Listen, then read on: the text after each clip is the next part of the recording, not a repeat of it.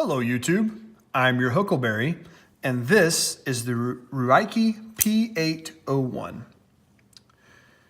And before anybody says anything or writes in the comments, yes, I do know that they say that this is supposed to be pronounced rake, but no. This is not in any way spelt like rake, it is Ruike. That would be like me telling you my name is Huck, but I spell it John. You would look at me and you would say, no, your name is Huck, or your name is John. That's what you would tell me. Your name is John. That is not in any way the way that you spell Huck. The only way that this has a similarity with rake is that it starts with the R sound. It is Ruike. And that is the way it will be pronounced on my channel, because you do not just get to treat words any way that you want to. You cannot spell a word one way and say it is pronounced another. No. This is Ruike on my channel, here and henceforth. And before we go any further, I have to thank my friend on Blade Forums, Mr. P801, for sending this along for review. This is his knife, but he was kind enough to send it to me and let me carry it for a little bit, get a use for it, and get a review. So thank you very much, Mr. Watkins. It is greatly, greatly appreciated. Okay, let's get into some specs. We're looking at 8 1/4 inches overall with a 3.5 inch blade length. The blade thickness is going to come in at 0.11 inch. We do have a 14C 28N blade steel that is in a drop point and has a nice stone wash finish. We have stainless steel handles here. It is a stainless steel frame lock that also has a nice stone wash finish to it. It is situated for right hand tip up only with a nice deep carry clip. All right, let's weigh this guy. See where we come in weight wise. We're gonna come right in at about 4.2 ounces. So not a bad weight, a little bit over the 1 ounce to 1 inch blade length ratio that I like, but not terrible by any means. It doesn't carry very heavy, so not a bad weight there. Let's do some size comparisons. Here it is against a Bestech engine. So as you can see there, it is quite a bit larger than the Bestech engine when we line those two up. Here it is against a Kershaw leak. So again, it's going to be a little bit larger than the Kershaw leak there in terms of blade length and overall length. Here it is against an industry standard Benchmade large griptilian. And now those are very comparable in terms of overall size there. I believe the Ruike here is going to have a bit more blade, but in terms of overall length, they're very, very similar, as you can see there. And let's look at it against, you want to know which one this knife reminds me of? Let's look at it against a large Sabenza. Now, I wish I had the drop point style blade for the Sabenza, because if I did, this would look pretty similar to the large Sabenza. Now,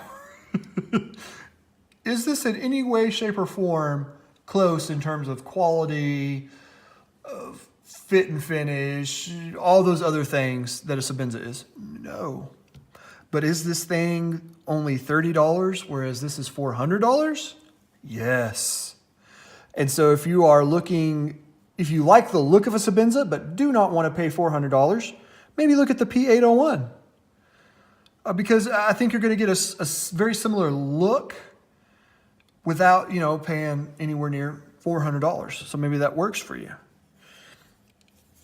So there's you some size comparisons, and let's just kind of get into the positives and negatives of the P801. The first positive is the 14C 28N steel. I like this steel on budget folders. I like it better than 8CR. I definitely like it better than AUS 8. It holds an edge longer than those two steels from my experience. It'll strop up easier. It'll strop back up to a nice, really keen edge better. Then this has been sharpened, I believe, by my friend Mr. Watkins there. And so you can see it's got a nice edge on it, very sharp edge, by the way, too. But this will strop up easier than those other two kind of budget steels that you see a lot on budget folders, HCR and OS 8. So 14C28N, I really like for a budget folder. I think it's a good budget steel. On a $30, I will never complain about this steel on a $30 knife, because I think that's probably about the best steel you're gonna get for that money. You know, it's this and D2, I think, are two good steels that you're gonna get for the $30 mark. So I like that steel. I do like that it's all stone washed. I like that you have kind of a uniform stone wash look there between the stainless steel of the blade and the stainless steel handles here. I like that it's all stone washed. I think that looks really good. I also like the blue accents, the pops of blue, because again, it reminds me of a Sabenza, which we all know is my favorite knife of all time. It reminds me of a Sabenza. So you got blue thumb studs, and you even got the same kind of wear on these as you do. But I really like these blue accents. I think, you know, it keeps the knife from being really boring. Because if you have just kind of a uniform stainless steel stone wash knife, that can get boring. But when you add, you know, just a little color, a little pop of blue, which always looks good with a stone wash steel, in my opinion, I think it makes it look really good. It's sharp, no pun intended. I like that there is easy lock access here. I like that a lot. It is really easy to disengage this lock. They've given you some jimping there to help you disengage that lock. Even with my fat thumbs and my extra large hands, it's easy to disengage that lock, but it does still lock up very, very solid. No up and down play, no side to side play. So very nice lock up with an easy to access frame lock there. It is slim. It is a pretty slim carry. It is not very wide. It carries very easily. It's, you know, the weight on it is just fine. It's nothing to complain about whatsoever. It carries very, very well. It really just fits into that kind of, I carry my knives in kind of the back corner of my right pocket. So it carries very well. It's very easy to get my hands in and out of the pocket if I have something else in there. The fit and finish is very nice on this knife. There are no hot spots. Everything you can see here has been chamfered very well. No sharp edges anywhere that I can feel. On a $30 knife, this is fantastic fit and finish, I gotta tell you. The ergos are very nice. I mean, you can see there I have extra large hands. And as you can see with a hammer grip here, it is a full 4-finger grip. It is still a 4-finger grip when I kind of move them back a little bit for a saber grip. And even in the reverse grip, though I never use this grip, you might. Even in the reverse grip, everything feels, I mean, all the grips feel good. All the most common grips feel good, very good ergonomics in my estimation. I like that it has a good deep carry pocket clip. That thing is going to carry, I mean, you're not going to see the knife at all. It's going to carry very deep. All you're going to see is the clip. And so people are not going to know that it's really a knife unless they know you as a knife guy, which most people probably do because you're always whipping out your knife at every chance that you get if you're anything like me. So you can also open it with the thumb studs. The thumb studs are functional, which is not always the case on flippers, but it is the case here. You can use the thumb studs just as easily as you can use the flipper.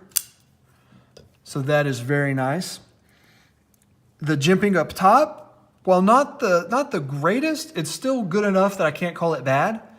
So it's not the greatest, but you know, you can dig in there and I'm pretty confident my hand's not going anywhere. So it's okay.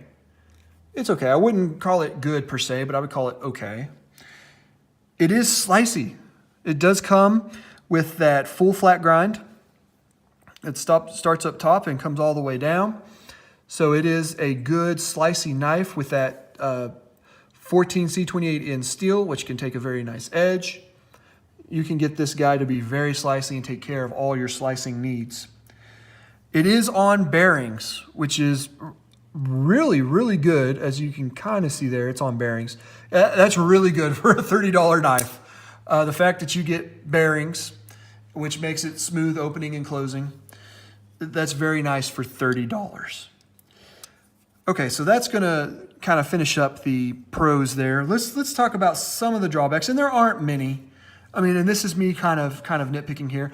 The detent on it is kind of weak. I can get it to fail pretty easily, honestly. I mean, I can open it reliably every time now that I know the kind of force that you have to use to get it to open. But I can also get it to fail pretty easily too. I mean, if I'm just messing around with it. And that's not the case on a lot of knives. On those with the detent, where the detent is really dialed in, say like this ZT0562. Now, granted, price difference a little bit, but I really can't get this one to, this is $260, by the way. I really can't get this one to fail, no matter what I do. I mean, see, I was doing as lightly as I could there, and it's still locked up. It's really hard. This is on bearings as well. It's almost impossible to get this one to fail. You say, yes, but it's $260. Well, this one is $50. So still $20 more than the P801, no doubt. But even this one, I really can't get to fail either. This has a really, really good detent as well. So you can get a dialed in detent on a budget knife. This one just doesn't have it. I mean, the detent's just weak. That's all there is to it. Not so weak that it's a terrible flipper, but I mean weak enough that it's not a great flipper. It's going to open smoothly just, by the bearings alone. But I mean, it is weak. It does have a weak detent. Kind of the second thing is on this clip, and I don't know if you can tell. I don't know if the camera, there you go. You can kind of tell there. This clip is blue, and the under part where the two screws are is like purple. And it's just something I noticed. Like I said, this is a complete nitpick because I was just looking for things, trying to find anything negative to say about it besides the weak detent, because I want to thoroughly, let me tell you guys something. Whenever I get a knife and I'm finding a hard thing to say bad about it, it makes me look closer at it just to make sure to search every corner and scrape to the bottom, so to speak, to make sure that I'm not missing anything. And one of the things was, and this is just a personal thing for me that I noticed, is that where those screws are is purple, all the rest of the clip and all the other accents are blue. So that's just something that I noticed, and now I can't unsee it, and it bothers me a little bit. That's probably just like an OCD thing for me, but it's there. Not only that, but this does lack a over travel stop, which again is not a huge deal, but that does mean that this lock bar may be susceptible to hypertension there. And so you can hyperextending it, excuse me, it doesn't have a heart problem or blood pressure problem. It doesn't have hypertension. It has a hyperextension problem, perhaps, if you're not, overly careful. Not that you have to be overly careful, but you just have to be aware that there is no over travel stop there. So I've never personally had a problem with a knife that didn't have an over travel stop, a frame lock that didn't have an over travel stop. I've never sprung a lock bar, but just be aware it is possible. And that's really it, guys. That's really the only three negative things. And I mean, that one's a complete nitpick that I could find about this. The biggest downside to this that I could tell, and it may just be this one, because a lot of times on $30 knives, you get inconsistent quality control. I've never handled a P801 besides this one. Maybe you have. And if you have, let me know down below. Did yours have a weak detent? Or was it okay? Like I said, that's not the end of the world with this, because I can, now that I know what kind of pressure to put on it, I can get it to deploy reliably every time, but I would just like to see a bit of a better detent there. But anyway, not much for $30. Holy cow, just buy one. just buy one for $30 to try it out. I mean, you can't go wrong with this $30 knife, because overall it is fan-freaking-tastic. All right, once again, I want to thank Mr. P. Watkins on Blade Forums for sending this in to me and letting me review it. It is much appreciated, my friend. And if you enjoyed this video, go ahead and give me a thumbs up. If you hated this video, go ahead and give me a thumbs down. And let me know down in the comments below if you have any questions, or you loved it or you hated it. Why did you love it? Why did you hate it? What would you like to see more from me? Constructive criticism, always welcome. But whatever you do, please go ahead and hit that subscribe button and that little notification bell so that you will be notified each and every time that I release a new video. I am trying to keep a consistent schedule now of releasing videos every Tuesday and every Friday. So that's going to kind of be the schedule henceforth going forward, in order to just, put some consistency there, so you can be on the lookout for that. But if you'll just hit that notification bell, you don't have to worry about it. Thank you very much for watching, guys. I appreciate each and every one of you who watch and subscribe. I will see you on the next one. Bye.